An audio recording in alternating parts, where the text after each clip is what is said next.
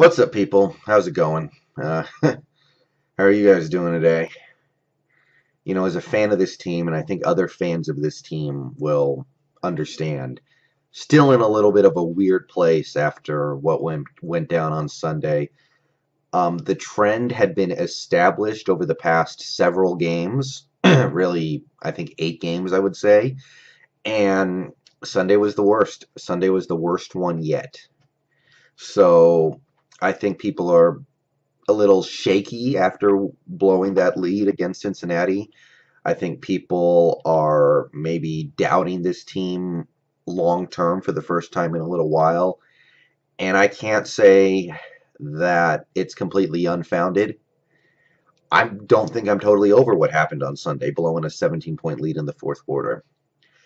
I don't know if this team is totally over it. And I think a lot of these fans are still a little shell-shocked. Number one defense in the league the last 3 years. We have given up fourth quarter leads before, and I'll talk about that in a second, but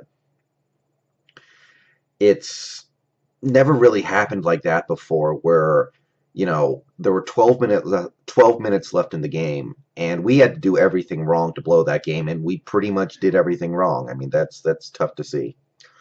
So I just want to talk about where the team is and where we go from here, and I'm going to mix in some positive with some negatives. So whatever side you come in on, you're going to see some things in this video that you're going to like. So I'm not panicking. There's no reason to panic. I want to emphasize that. There is no reason to panic. This team, they go on runs when they get hot, when they are churning on all cylinders. They go on runs that have been matched only by a handful of teams in the history of the NFL. We've seen it. 2-3 is bad news, but we've seen this era of Seahawks football turn out a very good product over stretches of games.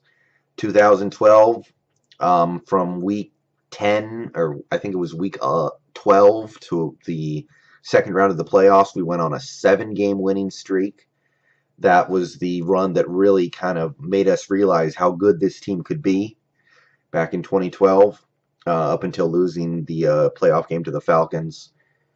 2013, we had I think a 8-game. I think it was a 7-game winning streak as well. Started that season 11-1. Last year, over the last 3 quarters of the season plus the playoffs, our record was, I believe, 13-2, because we started 3-3 and we ended up, we were like 11-2 or 12-2. I don't need math anymore. I've graduated from college already. But point is, this team has gone on some great runs before where they win, a whole bunch of games in a row, where they go through a stretch of 13 games and they go 12-1. They can do all that. We've seen it each of the last 3 seasons. We've gone on these crazy runs, so I'm not worried about that. I know this team can do it. I honestly think this team is in some ways better than the teams that played the last couple seasons. There are in some ways in which they are worse. Don't get me wrong. They're better in some ways, but worse in some ways, so we'll just have to see where it goes. But I know this team can go on a run, and 2-3 could turn into 11-3, 12-3 real easy. So, no panic. But, I'm thinking about that Bengals game, and I'm still not over it because, there's no excuse for blowing a lead like that. And I've seen it happen before, guys. If you've been a fan as long as I have, you're probably going to already know where I'm going with this. But 2004, team started 3-0. They looked good. People were picking them to go to the Super Bowl. I think we beat the 49ers like 42-0 in San Francisco. We looked good. We were up 17 points against the Rams at home with 4.5 minutes left. Big play, touchdown, 3-and-out, big play, touchdown, 3-and-out, field goal, overtime, big play, touchdown, game over. That's a game I'm never going to forget. I remember watching that game at home with my parents, and, it was getting close to start reading a magazine or turn it to the other game range. I mean, 17-point lead with 4.5 minutes left, and you blow it, you lose that game. And if you remember this team that year, we did not look good the whole rest of that season. The whole rest of that season was painful to watch. And I say that knowing that we ended up going 9-7, we won the division, and we hosted a playoff game. I went to that playoff game and got to watch Bobby Engram drop the game-tying touchdown in the back of the end zone on 4th down. But that whole season was derailed, and you cannot tell me that that loss to St. Louis didn't have something to do with that. Blowing that lead, having our psyches damaged by blowing that kind of lead to a division rival. We were a completely different team the rest of the year. We blew leads. We got blown out in some games. We found really crappy ways to lose games. When we won, it wasn't impressive. It was ugly. We found creative ways to win that you walked away from it thinking this team still isn't any good. I don't want to go into every single game, but I remember so many games from that year. There was the Julius Jones game against the Cowboys where we had a 10-point lead with 2 minutes left and we blew that lead and Julius Jones killed us. We got blown out by the Jets. We got blown out by the Bills. That whole year was just completely taken off the rails. And I think it all traces back to that one stupid game where we lost a 17-point lead in 4.5 minutes. So I've seen it happen before. I'd like to believe these guys are made of tougher stuff than that to where they can get over this and play at the level that they are capable of. But I don't know. I got to see it. So I can see it from both angles. Now, just to talk about this team specifically and what went wrong and why to feel good and why to feel not so good. The defense. I'm going to not excuse what happened on Sunday, but I'm going to offer a little explanation that I think is actually kind of fair. I spent the last few days thinking about it, and of course at first you're just mad that they actually let that garbage happen. When you look at it, at the end of the day, that whole second half, the defense went right back out onto the field, sit down for 2 seconds, right back out onto the field, sit down for 2 seconds, go back out there over and over and over. And by the fourth quarter, I think they had worn down. I think the pass rush had worn down. I think everybody on defense was tired. We had lost some defensive line depth because Jordan Hill missed the second half. Bobby Wagner was playing hurt. He was playing injured. So I think that was maybe just a little too much to ask for them to keep it up. I can't say that excuses them because you got to find a way to make one more play. But it's an explanation. I mean, if you look at that second half, offense drove down the field through the pick in the red zone. Defense forces the punt. And from that point on, offense one-play drive, 70-yard touchdown pass by Rawls, which is great. But the defense doesn't get a chance to rest. They're right back out on the field. Then Bobby Wagner recovers that fumble, runs it in for a touchdown, which is, again, great. Defense goes right back out onto the field again. Defense never had a chance to rest in the entirety of the second half plus overtime. And I can't be amazed that it caught up to them, quite frankly. So I think that's a fair defense of what happened. And beyond that, I still think this defense has, loads of talent. I'm not concerned about them in a big picture sense. The only thing about what the defense did on Sunday that really still makes me angry is Cam Chancellor. This is something that's about to frickin' set me off because I know Pete Carroll came out and defended him today. I know some of the Seahawks fans on Field Goals were defending him, but maybe those 2 touchdowns weren't on him. I really think the first one was. The second one looked like it could have been Kerry Williams. But the first one, I don't know who else it can be on. You can take away both those touchdowns, though. He's still at a crap game. I looked it up on Pro Football Focus. He missed 4 tackles in that game, and he was targeted 11 times by passes and gave up 9 completions for 104 yards and a touchdown. Take away the touchdown, you're still looking at 8 catches for close to 100 yards. He had the lowest grade of any safety in the NFL this week. No safety was graded worse than Cam Chancellor. I know everybody's entitled to a bad game, and I'm never going to be able to hate Cam Chancellor because he helped us win a Super Bowl.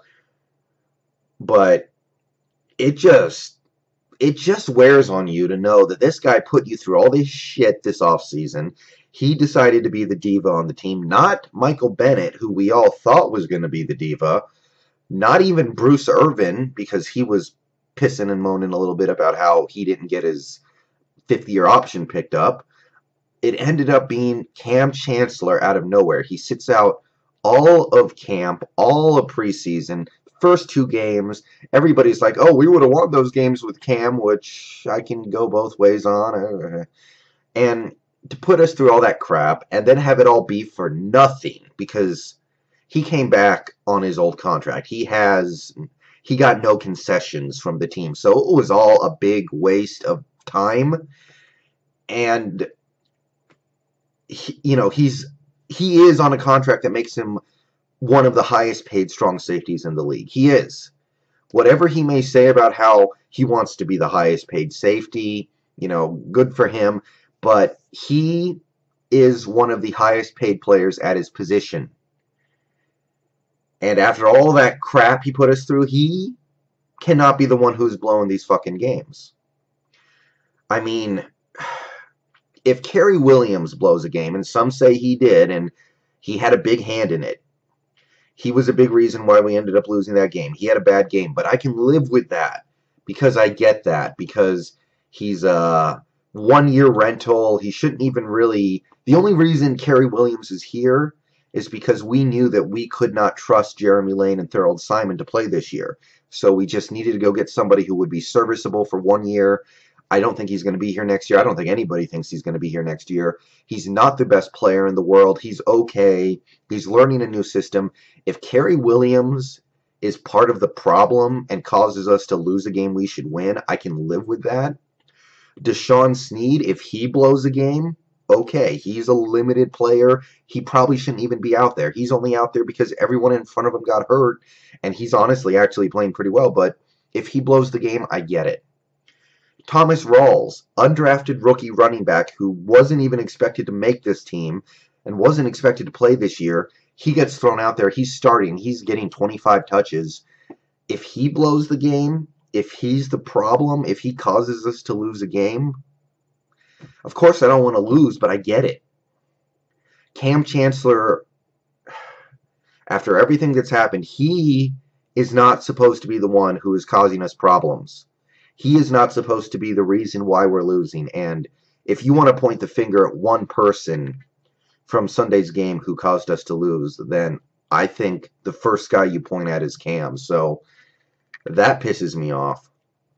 And look, I know he was great against Detroit. It wasn't just the fumble. It was other plays too. And I know he's learning a new defensive coordinator system along with a few new defensive teammates, but Pro Football Focus had this. Over the past 2 games, Detroit and Cincinnati, Cam Chancellor has missed 7 tackles. 3 against Detroit, 4 against Cincinnati. Yeah, 4 against Cincinnati. 7 missed tackles. That's a lot.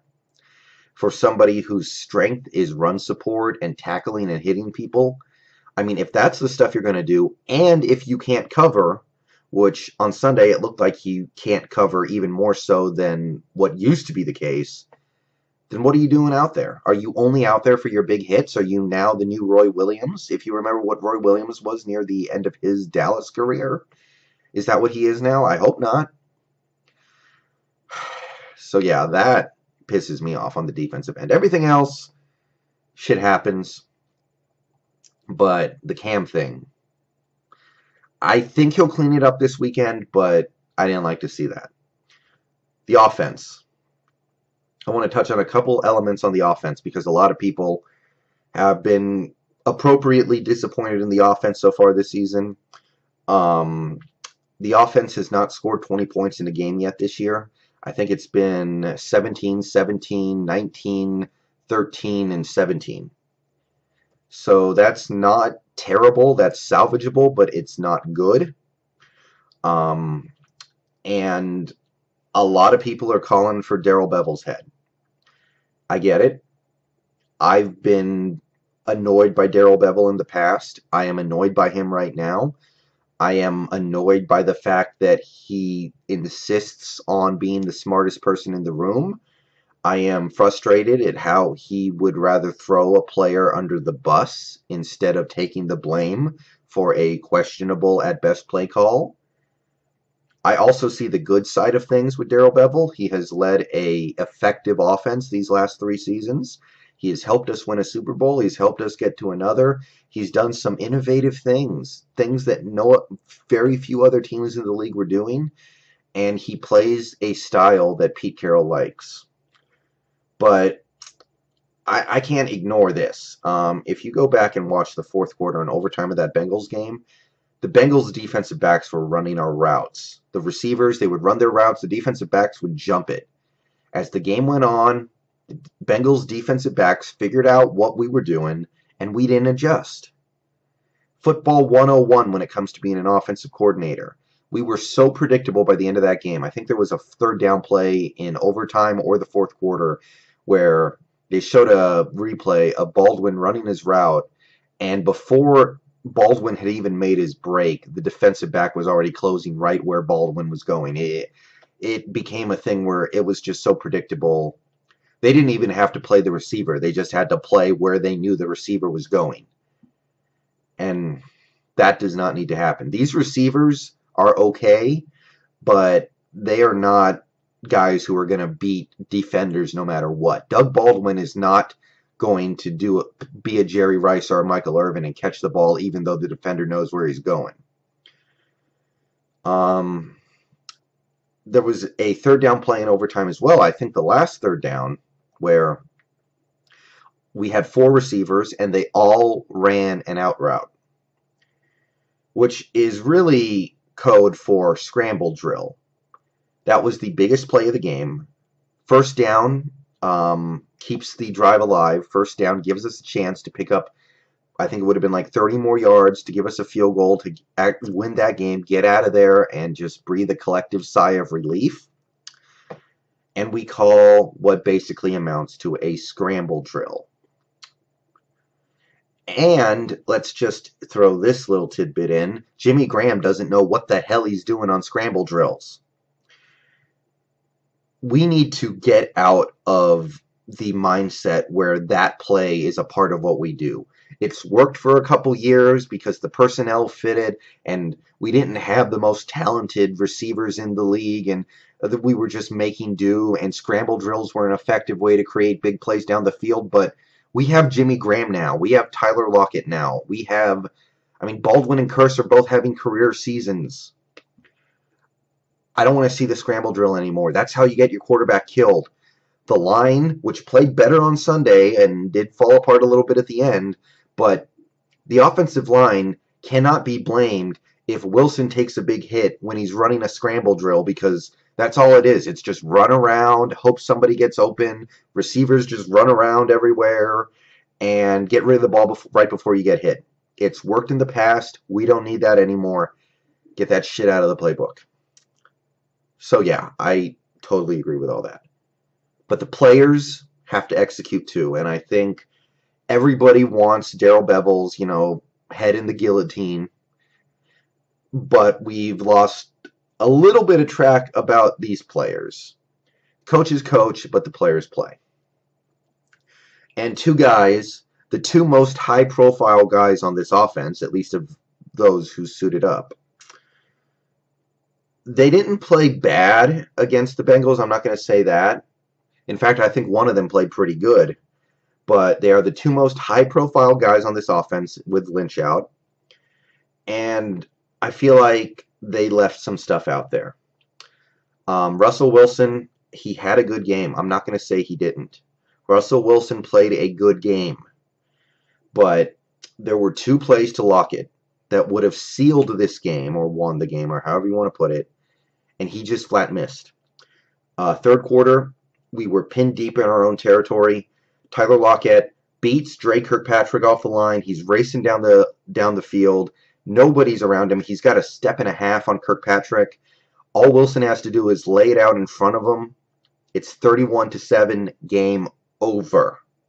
We don't even have to worry about what the Bengals do in the fourth quarter because we're ahead by so much it's not going to matter. And Wilson throws it toward the sideline. If you watch the game, you're going to remember this play because it was originally ruled a catch, but it was Lockett's second foot didn't get down. And Lockett should have dragged his toe. Yeah, he should have gotten that second foot down, but Lockett had nobody to the inside of the field. There was nobody to the inside of the field if you watch that play again. It was just him and Kirkpatrick. If Wilson throws that ball back towards the middle of the field and lets Lockett just run under it, that's 7. At worst, it's a 50-yard play. So that was a play where Wilson just needed to lay the ball out there. He was a little too safe with that ball. He laid it out toward the sideline, incomplete pass. A little later, we're punting, and then the nightmare happens. There was another play, overtime to Tyler Lockett. A lot of you probably remember this play too. Wilson ran around back there like he was being pressured. It wasn't clear that he even needed to scramble. Held onto the ball for a long time, and then he let it fly to Lockett down the field. First of all, I don't know if he needed to scramble on that play. It looked like he was running away from pressure that wasn't actually there. And by the time he threw the ball, it was too late. So another case of the player just not executing, even though the play was there to be made. Lockett, who was streaking down the field and was behind the defense, ready to catch that ball, go in for 6, game over. We win 30-24. We're 3-2. Wilson doesn't get the ball out in time, and by the time he gets it out, he is getting hit. So the ball is underthrown. Lockett gets hit before the ball gets there. Yeah, it should have been a flag if you're being straight honest, but the defender should not have even mattered because the ball should have been there before. The ball should have gotten there a good second or two sooner than it did. So, yeah, the players need to execute. And that's just one example. And Jimmy Graham. I'm going to have to call him out. I haven't wanted to do it this year because I knew it was going to be a process with this guy. I knew he was going to come along a little slowly. Jimmy Graham did not do his job running routes on Sunday. Hugh Millen on local radio has already had an impressive rant on Jimmy Graham's route running against the Bengals. I know he's running different routes than he did in New Orleans, and part of that could be a Darrell Bevell problem as well. I don't discount the possibility that Bevell needs to adjust the game plans to accommodate our best receiver, and if he's not willing to do that, then maybe he does need to go. But the routes Jimmy Graham was running, they were lazy, they were telegraphed, they were obvious, it didn't seem like he was even thinking he was going to get the ball, because on a lot of those plays, Jimmy Graham was the first read, and he just wasn't running the right route, so we had to go somewhere else. So play calling can be part of the problem all you want, but the player needs to execute the play call that he is given. That's his job. The interception in the red zone that Wilson threw, it wasn't a smart pass because even if the pass is completed, it's a 2-yard gain. But Graham caused the interception by moving backwards as the ball was being thrown. If he just sits down right where he was, he probably picks up like a 3-yard catch. But instead, he backs up and lets the defender get in front of him. Just stuff like that. So, yeah. I can see it from both sides. Darrell Bevell, I think he needs to change a couple of things he's doing. I don't like what I'm seeing from him so far this season, but players, even if the play call is bad, the players can still execute. They can, and that didn't happen on Sunday, and the result is what it was. So this is a long video. I had a lot of stuff I wanted to talk about, but that's where I am right now. I can see things going this way. I can see things going that way. Couple of frustrations, but I know how good this team can be, and I feel good about this weekend. I'll talk more about this weekend's game later, but I just wanted to take a long video to talk about all the things going on with this team, and Yeah. So more stuff later. See you guys later.